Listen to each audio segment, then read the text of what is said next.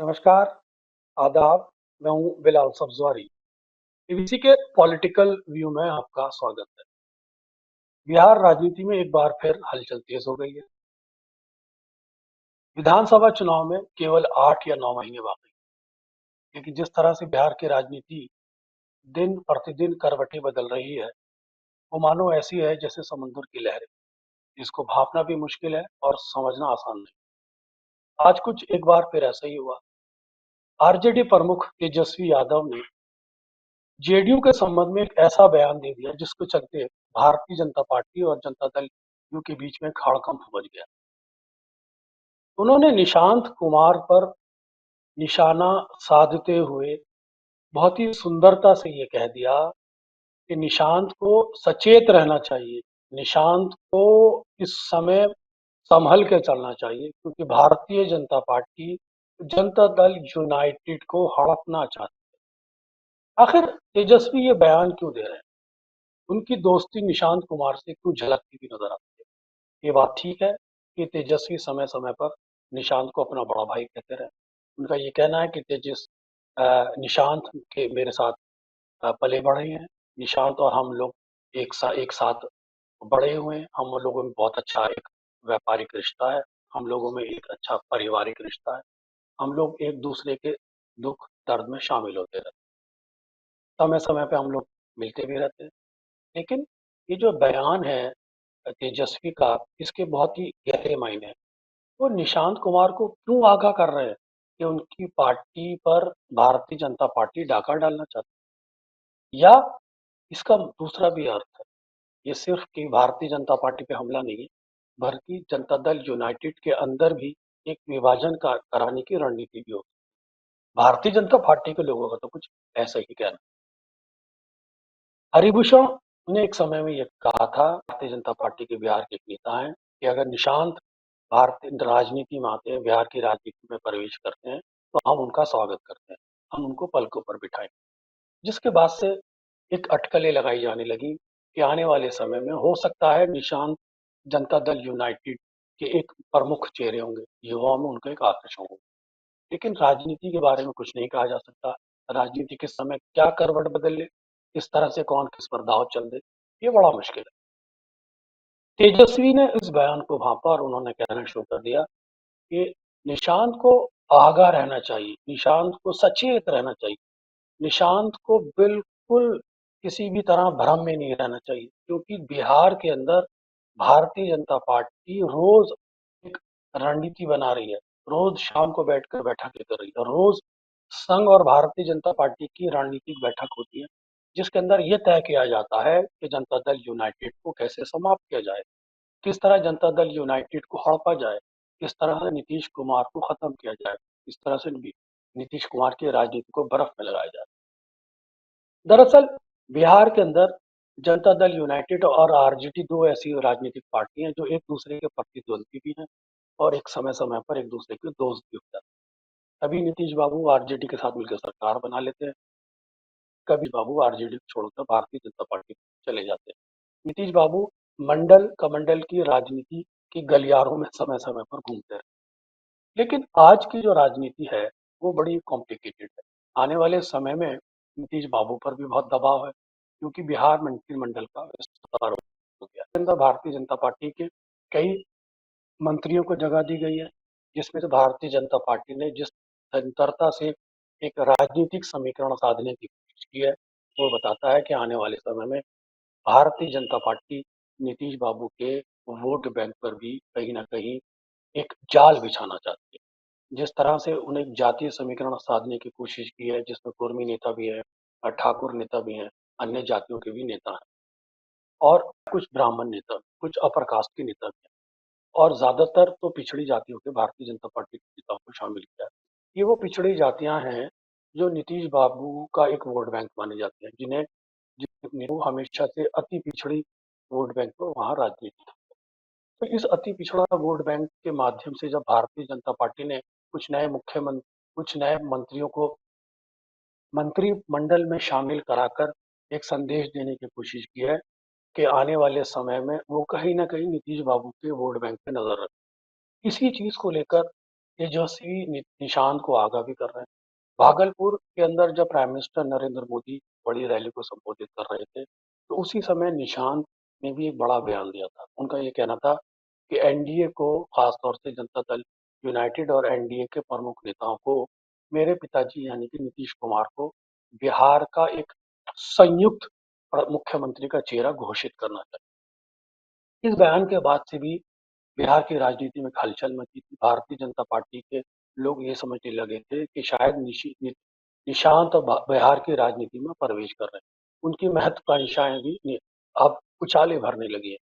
लेकिन उसके बाद से जिस तरह से तेजस्वी ने बयान दिया था कि नहीं, निशांत सही दिशा में सोच रहे हैं, उनका राजनीति में आना अधिकार है, उनको राजनीति में आना चाहिए, युवा चेहरा है, मैं उनको अपने भाई की तरह मानता हूँ, मैं अपने बड़े भाई की तरह मानता हूँ। तो समय समय जो तेजस्वी निशांत को लेकर एक सकारात्मक बयानबाजी देते हैं, सकारात्मक बयान देते हैं, वो कहीं ना कहीं उनको छूता तो होगा। निशांत समझते तो होंगे कि तेजस्वी भी मेरे एक हमदर्द है, लेकिन राजनीति में जो हमदर्दी होती है वो कुछ ना कुछ स्वार्थों को लेकर, राजनीति में जो हमदर्दी होती है वो राजनीतिक स्वार्थों से घिरी होती है।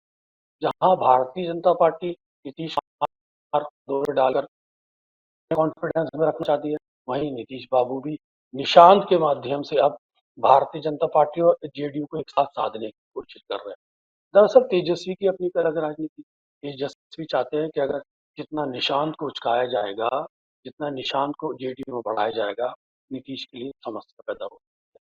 यानी कि अगर निशांत को उचकाकर वो जनता दल यूनाइटेड में किसी भी तरह का कोई डिवीजन कराने में कामयाब रहे, या जनता दल यूनाइटेड में लीडरशिप के अंदर कोई भ्रम पैदा करने में कामयाब रहे, नीतीश बाबू के सामने उनके बेटे निशांत के अंदर हवा भरने में कामयाब रहे, तो तेजस्वी बिहार की राजनीति में आने वाले चुनाव में कहीं ना कहीं एक सफलता प्राप्त कर सकते हैं।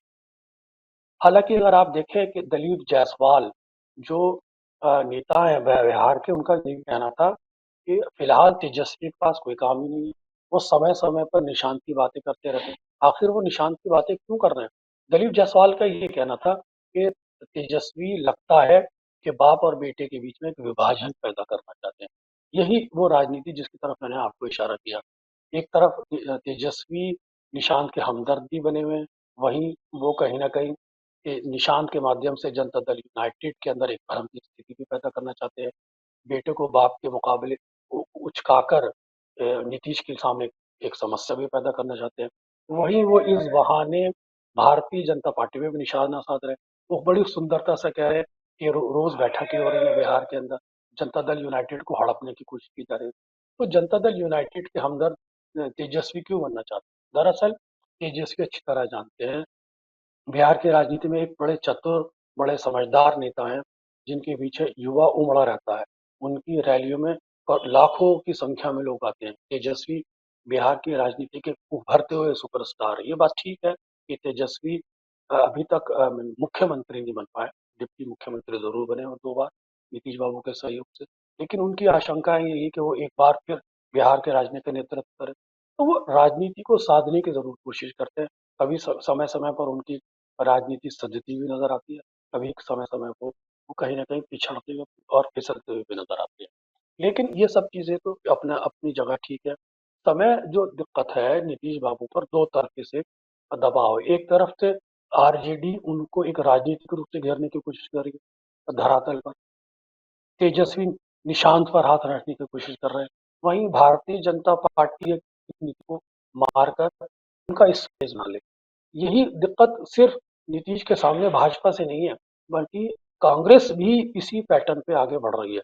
बिहार की राजनीति में कांग्रेस भी अति पिछड़ा राजनीति की तरफ बढ़ रही है। जिस तरह से वो कन्हैया कुमार को आगे बढ़ा रही है, जिस तरह से वो अपने जनरल सेक्रेटरी नए यंग जनरल सेक्रेटरी को लेके आई है, जिस तरह से वो पप्पू यादव को वहां बढ़ा रही है, जिस तरह से वहाँ अलका लांबा की वो एंट्री करा के महिलाओं में अपना स्थान बनाना चाहती है। वेन्नलूर जो एक जनरल सेक्रेटरी इंचार्ज है बिहार के, वो भी एक नई राजनीतिक समीकरण साधने की कोशिश कर रहे हैं। जिस तरह से वो अली अनवर को अति पिछड़े जाति के मुस्लिम नेता उनको उठा के लाई, इस तरह से अन्य और भी नेता हैं मांझी के बेटे को जोड़े डालने की कोशिश। तो नीतीश बाबू पर न केवल भारतीय जनता पार्टी बल्कि कांग्रेस और आरजेडी तीनों तरफ से हमले हो रहे हैं नीतीश बाबू। नीतीश बाबू को हमले से मुराद मेरा यह है कि उनके वोट बैंक पर हमले हो रहे हैं। हर आदमी चाहता है कि नीतीश बाबू का एक उम्र हो गई, नीतीश बाबू अब उस उतनी स्मार्टली या उतनी ऊर्जावान तरीके से राजनीति करते हुए नजर नहीं आते, जितनी शक्तिशाली एक समय में हुआ करते थे, जितनी तेज राजनीति वो किया करते थे या जितना एक्टिव पॉलिटिक्स में हुआ करते थे, उनकी राजनीति में सुस्ती आ गई है। तो इस सुस्ती के बाद नीतीश का अगला उत्तराधिकारी कौन होगा? ये बात तो ठीक है कि निशांत ने एंट्री ले ली है पॉलिटिक्स में, लेकिन क्या वास्तव में वो नीतीश बाबू के उत्तराधिकारी बन पाएंगे, या उनके वोट बैंक पर भारतीय जनता पार्टी, आरजेडी या कांग्रेस कहीं ना कहीं के तहत आगे बढ़ रही है? तो नीतीश बाबू इस समय भारतीय राजनीति के अंदर, खासतौर से बिहार की राजनीति में दबाव में दबाव में चल रहे हैं। तीन तरफा अपने अपने महाज को, फ्रंट को संभालना पड़ रहा है। एक तरफ भारतीय जनता पार्टी चाहती है कि उनका मुख्यमंत्री हो जाए, उसके लिए नीतीश बाबू कोशिश कर रहे हैं कि नहीं, चेहरा मैं ही होना चाहिए, जिसकी बात खुद उनके बेटे निशांत ने उठाई। वहीं उनका दूसरा प्लान नीतीश बाबू को यह है कि किसी भी तरह वो अच्छा परफॉर्म करें आने वाली राजनीति में, ताकि वो भविष्य की राजनीति में एक बार फिर एंट्री ले, राष्ट्रीय राजनीति। तीसरा दबाव उनका यह है कि जो कांग्रेस जिस तरह से खरामा खरामा बढ़ रही है, आरजेडी जिस तरह से निशांत पे हाथ रख के आगे बढ़ना चाहती है, ये तीनों चार फ्रंट पर जनता दल यूनाइटेड गिरती हुई नजर आई। लेकिन हम ये सब लोग जानते हैं कि नीतीश बाबू हैं, बड़े संयम से राजनीति करते हैं, बड़ी सरलता और सहजता से राजनीति करते हैं। उनकी राजनीति के अंदर कोई आवाज नहीं होती। जब जो वो कुछ करना चाहते हैं वो कर लेते हैं। वो जब चाहते हैं आरजेडी से मिल जाते हैं, जब चाहते हैं भारतीय जनता पार्टी छोड़ देते हैं। कुछ समय पहले नीतीश बाबू को लेकर ये अटकलें लगाई जा रही थी कि हो सकता है वो मैं एनडीए गठबंधन को छोड़ दें। लेकिन जिस तरह से उन्होंने भूरी भूरी प्रशंसा भागलपुर रैली में प्राइम मिनिस्टर की, उसके बाद से उन अटकलों को फिर विराम लगे। लेकिन नीतीश बाबू पर एक पलटू राम का तो एक टैग लगा हुआ ही हुआ है। कब वो पलट जाए, माफी चाहेंगे, कुछ नहीं कहा जा सकता। तो अब इसी इन्हीं हालात के बीच तेजस्वी ने निशांत पर बंदूक उनके कंधे पर रखकर भारतीय जनता पार्टी पर निशाना साधने की कोशिश है। वहीं जनता दल यूनाइटेड के अंदर नीतीश बाबू के सामने उन्हें उभार के लाने की कोशिश की है। ये सारी की सारी जो रणनीति है, ये बता रहा है कि बिहार की राजनीति एक बार फिर नए मोड़ की तरफ मुड़ती हुई नजर आ रही है। बिहार की राजनीति में एक नया एक्सपेरिमेंट होने जा रहा है। बिहार की राजनीति में एक बार फिर एक नया पेज फंस गया है। हालांकि तेजस्वी का उद्देश्य ऐसा तो नहीं है कि बिल्कुल वो जनता दल यूनाइटेड में कहीं ना कहीं विभाजन करा दें, लेकिन लेकिन उनके जो बयानात हैं, उससे भारतीय जनता पार्टी उसको इसी तरह लोगों में समझाने की कोशिश कर रही है। ये बात ठीक है कि तेजस्वी एक संदेश जरूर दे रहे हैं निशांत को कि भारतीय जनता पार्टी के लोगों से सही सावधान रहो, क्योंकि भारतीय जनता पार्टी बिहार की राजनीति को जिस ध्रुवीकरण के पैटर्न पे ले जाना चाहती है, अगर ये ध्रुवीकरण की राजनीति के पैटर्न पे चला गया, फिर तुम्हारा कोई स्थान नहीं होगा। इसलिए वो चाहते हैं कि अगर राजनीति करनी है तो मेरा दरवाजा खुला है। जिस तरह से आपके पिताजी और हमारे पिताजी के अंदर संबंध थे, वही संबंध तुम्हारे और हमारे बीच में रहना चाहिए। यानी कि बिहार की राजनीति का जो बंटवारा है, निशांत और तेजस्वी के बीच में होना चाहिए। इसमें किसी तीसरे पक्ष की कोई गुंजाइश नहीं है। यही कुछ संदेश तेजस्वी बिहार की राजनीति में देना चाह रहे हैं। इसलिए ये माना जा रहा है कि उन्होंने निशांत के कंधे पर बंदूक रखकर जेडीयू और भारतीय जनता पार्टी पर एक साथ निशाना साधने की कोशिश की है। आपको हमारा ये कार्यक्रम कैसा लगा? आपको हमारी ये वार्ता कैसी लगी? आप अपने विचार को हमारे कमेंट बॉक्स में निरंतर बताते रहें। साथ ही साथ मेरा आपसे निवेदन है कि एबीसी प्लेटफॉर्म को सभी जगह शेयर करते रहें और इसे सब्सक्राइब करते रहें। धन्यवाद। एबीसी हिंदी न्यूज आज ही जुड़िए हर खबर के साथ